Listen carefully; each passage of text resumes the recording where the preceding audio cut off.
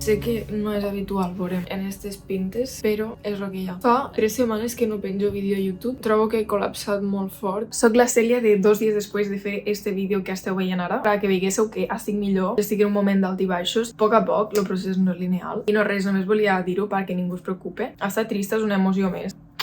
Estan passant tantes coses a la meva vida ara mateix que no puc penjar més vídeos. Me sento com decepcionada a mi mateixa, però alhora no, perquè sé que estic fent el millor que puc. Me fico les ulleres perquè no veig res. Vaig començar a col·lapsar molt fort el dia 7 de febrer. I des del 7 de febrer fins al dia d'avui, que estem a 12 de març, no he tingut temps ni jo força física de sentar-me aquí a fer un vídeo. A mi em sembla molt significatiu de com ha sigut este mes. Sento que si no penjo vídeos a TikTok o a YouTube estic fracassant i és una autoimposició, ningú està pendent dels vídeos que penjo. La clau aquí està en replantejar-me aquesta autoimposició. Aquí hi ha com 2 punts de vista dins de mi, que és lo de descansa, cuida't, pensa en tu, i l'altre que és lo de no, treballa, vols arribar a un objectiu, has de complir els teus somnis, que estan en confrontació.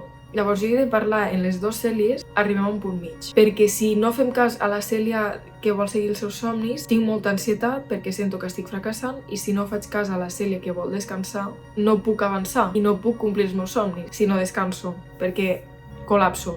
També una cosa que em va passar a l'hora de crear continguts és que sentia que estava penjant contingut per inèrcia. Vaig sentar amb mi mateixa i vaig dir, a veure, Cèlia, tu per què estàs fent això? Jo, per a viure, almenys necessito un propòsit vital. Hasta ara, el meu propòsit sempre havia sigut una carrera, acabar la carrera, trobar una feina, tindre una feina que m'encante. I tot això ja ho tinc. I una vegada aconseguit tot això, necessito més somnis, necessito més objectius, més coses que complir. I crec que un somni i un objectiu que tinc ara és transmetre a través dels meus vídeos, que és el que jo sé fer més, tot el meu coneixement o punts de vista o coses que puguen ajudar la gent d'alguna manera, i crec que és la meva forma d'impacte més gran que puc fer aquí a les xarxes. El fet de només saber per què estic fent això m'ha alleugerat moltíssim. Saber que no ho estava fent pels números, ni per aconseguir diners, ni per seguidors, sinó perquè tinc un propòsit. Si la teva motivació és fer diners, quan ja tingues un munt de diners diràs, doncs ja no cal que em faci. O al revés, com que no estàs fent diners, ho deixaràs de fer perquè dius, hòstia, és que no m'està donant diners.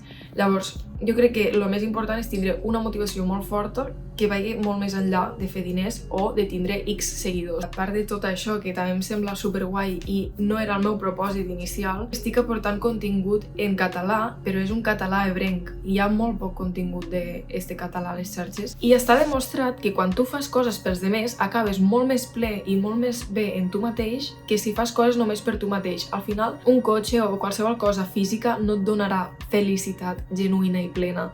Pot ser que quan te'l compres estiràs supercontent, diràs, uau, el que he aconseguit. No et donarà la mateixa felicitat que et pot donar una relació personal, almenys en el meu cas. Clar, jo havia basat la meva felicitat en fer feliços als demés i arriba un punt que prioritzes tant als demés que tu no existixes. Col·lapso. I dic, vale, la millor manera de descol·lapsar és fer alguna per algú més. Però és que jo he arribat a este col·lapso perquè no parava de fer coses pels demés i no me centrava en mi, en mirar-me a mi mateixa, què necessito, i ser servicial en mi mateixa. Jo quan estic trista o apagada, no sé què, si jo quedo en algú o faig un regal per a algú, és possible que jo després de fer això estigui millor.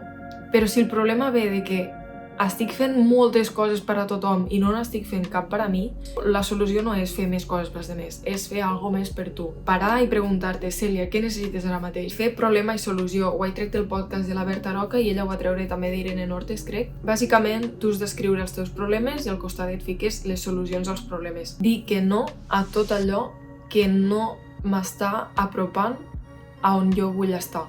Una de les maneres que tinc de descol·lapsar i em va superbé és ordenar tot el meu voltant i fer un espai segur, perquè és com que projectem al nostre exterior com estem interiorment. Llavors, si tu a l'exterior comences per ordenar les coses, al final jo crec que internament acabes també ordenant-les una mica.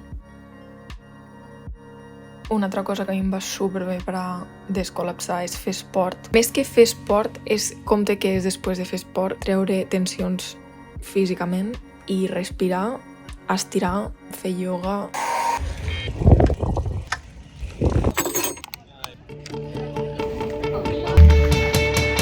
Bueno, i un dia més, no és un vídeo sense despedir-me des del moment de l'edició. Espero que us hagi agradat molt el vídeo. Doneu m'agrada, subscriviu-vos.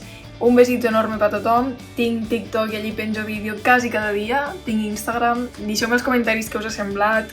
tot el que volguéssiu. Si teniu idees de vídeos que voldríeu que fes, també dieu-meu. I si heu arribat fins al final, comenteu-me un coret en un foc. Farà molta il·lusió.